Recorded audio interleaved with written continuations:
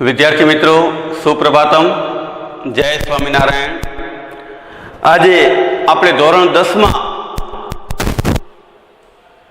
પાઠ 3 સામાજિક વિજ્ઞાન ભારતનો સાહિત્યિક વારસો ખૂબ સરસ મજાનો પાઠ જે છે એ આપણને જોવાનો છે કે ભાષાનો ઉદ્ભવ, ભાષા શેના માટે છે તો એના વિશે આપણે જોવાનું છે અને अलग अलग भाषाओं अलग अलग साहित्य विषे आपणे ए जोवानुं छे।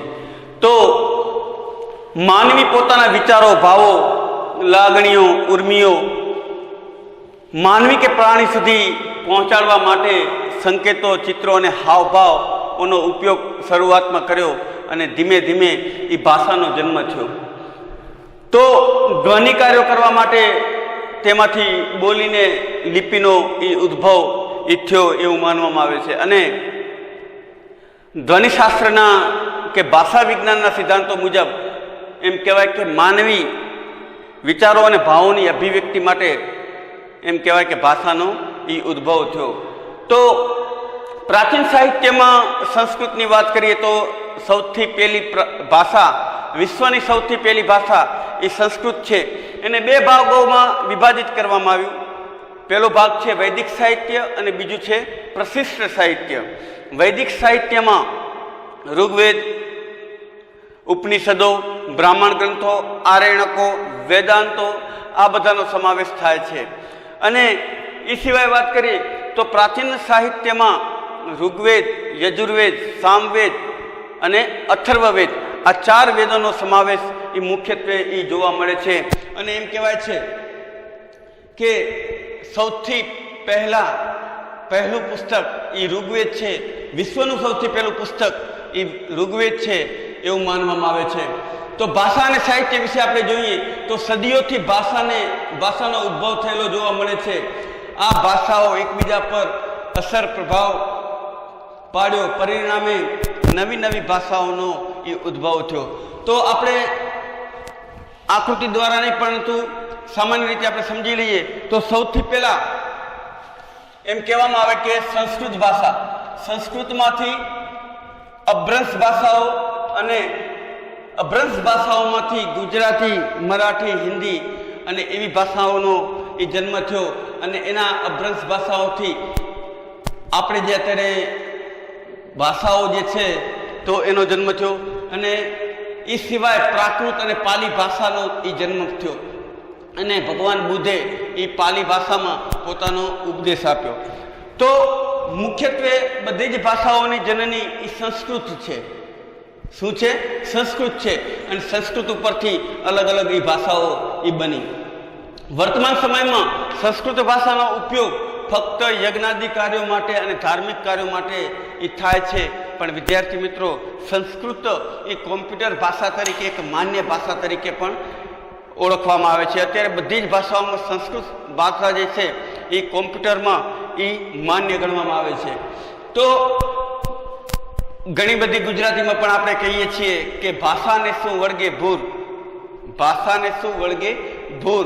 कवि अखाए पण सुंदर बात करी छे। ए सिवाय 12 गौए बोली बदले, तरोवर बदले शाखा। ए सिवाय गुजराती भाषामां पण आपणे घणी बधी ए कहेवतो छे।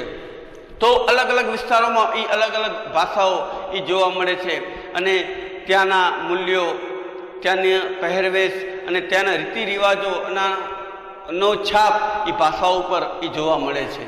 तो संस्कृतिनी छाप पण ये भाषाओं पर जोवा मळे छे। अलग अलग विस्तारों में ये अलग अलग भाषाओं बोलाय छे। तो हडप्पा समयनी जे संस्कृतिनी बात आपणे आगळना पीरियड में करी थी।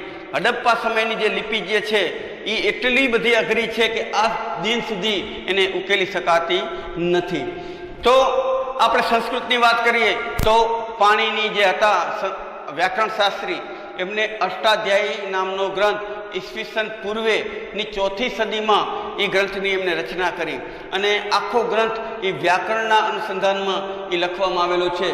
अने अत्यारे जे अलग अलग भाषाओं में जे व्याकरण जे जोवा मळे छे तेनी छाप पण पाणिनिना अष्टाध्यायी द्वारा ज आ ग्रंथ पुस्तकोनी व्याकरणना पुस्तकोनी रचना थई एवुं मानवामां आवे छे। तो सामान्य रीते संस्कृत भाषा ने ઋષિઓની ભાષા, પછી આર્ય ભાષા અને વિદ્વાનોની ભાષા તરીકે ઓળખવામાં આવે છે. તો તમે જુઓ વિદ્યાર્થી મિત્રો કે વેદોની દરેક ઋચાઓ જે છે એ બધી જ સંસ્કૃતમાં છે. તો સામાન્ય રીતે વાત કરીએ તો અત્યારે યંત્રયુગ છે, પહેલાં હતો મંત્રયુગ. મંત્રથી એ બધા કાર્યો થતા હતા અને અત્યારે યંત્રથી થાય, આટલો ફરક છે. અને સંસ્કૃત ભાષા એ દેવોની ભાષા, ઋષિઓની ભાષા તરીકે પણ ઓળખવામાં આવે છે. તો પ્રાચીન ભારતીય સાહિત્યની વાત આપણે કરીએ તો પ્રાચીન ભારતીય સાહિત્યની વાત આવે ત્યારે મુખ્યત્વે 4 વેદ આવે. તો વિદ્યાર્થી મિત્રો વધારે વિસ્તારથી તમને વેદ વિશે વાત કરીએ તો વેદત્રયી, 4 વેદોમાં વેદત્રયીમાં ઋગ્વેદ, યજુર્વેદ અને સામવેદ આ 3નો જ સમાવેશ થતો હતો. અને એવું માનવામાં આવે છે કે જે ચોથો વેદ છે અથર્વવેદ, એ અથર્વા ઋષિએ અડધો મૂક્યો હતો અને એમના શિષ્ય જે અંગિરસ હતા એમણે એ આખો વેદ એ પૂરો કર્યો હતો, એટલે એને અથર્વવેદ તરીકે ઓળખવામાં એ આવે છે. એટલે વેદત્રયીમાં ઋગ્વેદ, યજુર્વેદ અને સામવેદનો સમાવેશ થાય, બીજા એક પણ વેદનો સમાવેશ થતો નથી. તો વેદ શબ્દ કઈ રીતે બન્યો હશે તો વિદ ધાતુ ઉપરથી જાણવું એવો થાય છે અને અહીંયા જ્ઞાન એવો થાય છે. તો ભારતનું સૌથી પ્રાચીન પુસ્તક એ ઋગ્વેદ છે અને એમાં 1028 ઋચાઓ એ આવેલી છે. અને આ ઋગ્વેદ 10 ભાગોમાં એ વહેંચાયેલો છે. મુખ્યત્વે એમાં અલગ અલગ દેવોની એ ઋચા એ આપવામાં આવી છે. ઇન્દ્રદેવ હોય, સૂર્યદેવ હોય, અગ્નિદેવ હોય. તો આ બધા દેવોને આહવાન કેવી રીતે કરવું, યજ્ઞમાં એમના મંત્રો કયા હોય, એમના ઋચાઓ કઈ હોય, એની વાત એ અહીંયા કરવામાં આવી છે. આ મુખ્યત્વે સ્તુતિઓ અને યજ્ઞ પ્રસંગે એમ કહેવાય કે જે મંત્રો બોલવામાં આવે છે એ વેદના મંત્રો હોય છે. તો મુખ્યત્વે એમ કહેવાય કે ઉષા એટલે કે સવારની જે પહોર હોય એ ઉષાને સંબોધન કરતી સ્તુતિઓ અને સપ્ત સિંધુ પ્રદેશના આરોગ્યની રાજકીય, સામાજિક અને ધાર્મિક બાબતોનું વર્ણન એ આ ઋગ્વેદમાં જોવા મળે છે.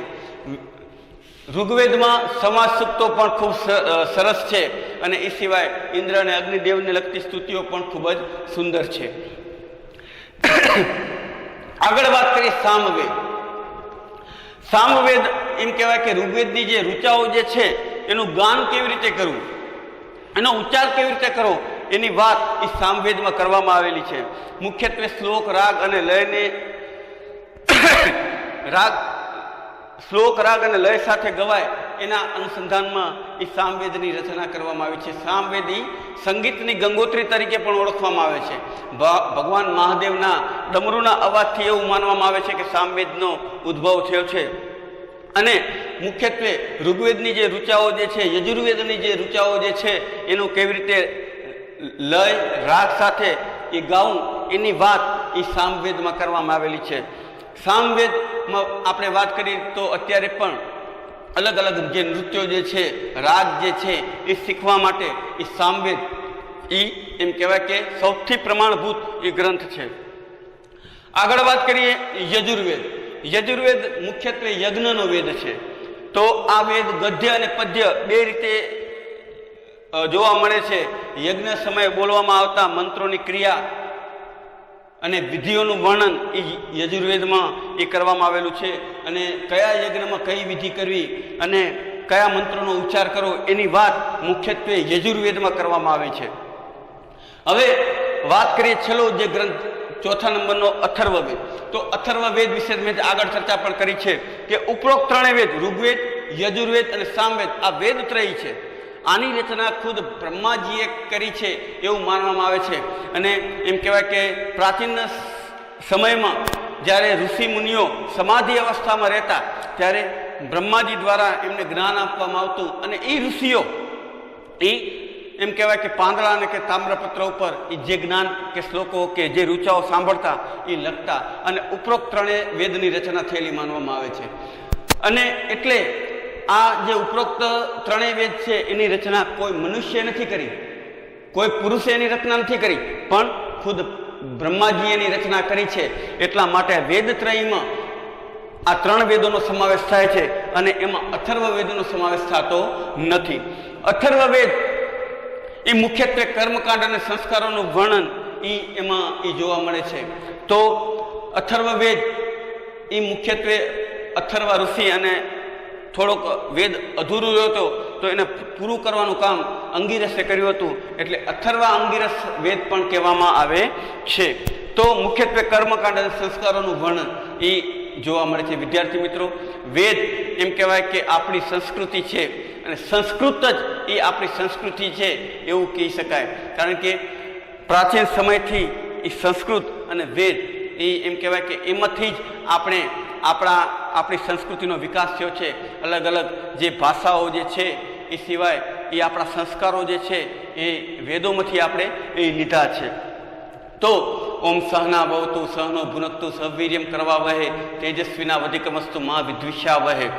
તો વેદનો સૌથી ગાયત્રી મંત્ર જે છે ઓમ ભૂર્ભુસ્વ સૂર્ય દેવતાના અનુસંધાનમાં ગાવામાં આવ્યો છે કે ઓમ ભૂર્ભુસ્વ તસ્ય વિતુવર્ણમ ભર્ગોદેવસ્ય ધીમહિ ધિયો યોના પ્રચોદયાત. આ બધા જે મંત્રો જે છે એ એમ કહેવાય કે વેદના મંત્રો છે. તો વેદ એ ભારતીય સંસ્કૃતિને ઘડવામાં મહત્વનો ભાગ હોય તો એ વેદ છે. આગળ આપણે વાત કરીએ ઉપનિષદ. તો ઉપનિષદ શબ્દને સમજતા પહેલા આપણે આગળ એના શબ્દને જોઈએ. ઉપ અને નિષદ આ બે ધાતુઓ ઉપરથી ઉપધાતુ ઉપરથી ઉપનિષદ શબ્દ બન્યો છે કે જેનો અર્થ થાય કે ગુરુની પાસે જઈ અને જ્ઞાન મેળવવું. ઉપનિષદનો અર્થ શું થાય કે ઉપ એટલે નજીક જઈ, નિષદ એટલે કે જ્ઞાન મેળવવું. તો ઉપનિષદની સંખ્યા 108 માનવામાં આવે છે. તો મુક્તિકોના અનુસંધાનમાં ઉપનિષદોની સંખ્યા 108 છે, પણ એમ કહેવાય કે માન્ય ઉપનિષદોની સંખ્યા 66-67 એની સંખ્યા છે ઉપનિષદોની.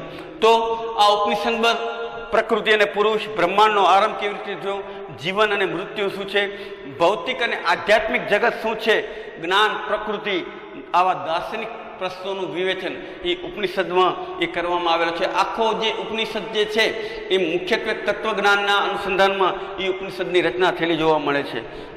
તો ઉપનિષદમાં આપણે વાત કરીએ તો આપણા સત્યમેવ જયતે જે આપણા ભારતનું રાષ્ટ્રીય મુદ્રા શ્લોક છે, બરોબર, સૂત્ર છે, એ પણ એમ કહેવાય કે ઉપનિષદમાંથી લેવામાં આવ્યું છે. બૃહદારણ્ય, છાંદોગ્ય ઉપનિષદો એમાં મુખ્ય વિશેષ છે, પ્રારંભના ઉપનિષદો છે અને એમાં સમાજ સ્વરૂપે એ વાત એ જોવા મળે છે. તો વિદ્યાર્થી મિત્રો, આપણે આગળ ચર્ચા આપણે પછી આગળના પિરિયડમાં કરશું કે બ્રાહ્મણ ગ્રંથો એટલે શું, આરણ્યકો એટલે શું, એની ચર્ચા આપણે આગળના પિરિયડમાં કરશું. પણ આપણે આજે શું શીખ્યા એના વિશે ખાલી થોડું જોઈ લઈએ.